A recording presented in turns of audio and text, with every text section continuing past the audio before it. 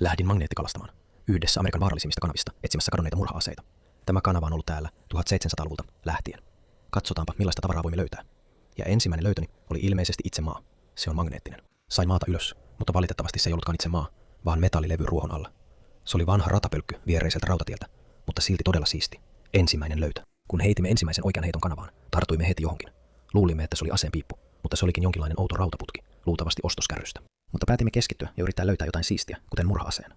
Mutta saatamme itse asiassa olla itsenne, jotka täällä murhataan, koska molemmat saimme jäykkäkouristuksen. Kun heitimme magneetin kanavaan toisen kerran, oho, se oli minun vikani. Tartuin johonkin todella massiiviseen, kun kelasin sitä ylös.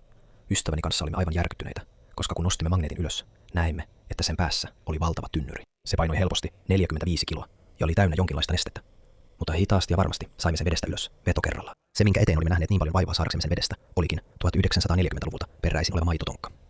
Valitettavasti ei löytynyt murha-aseita, mutta palaamme pian.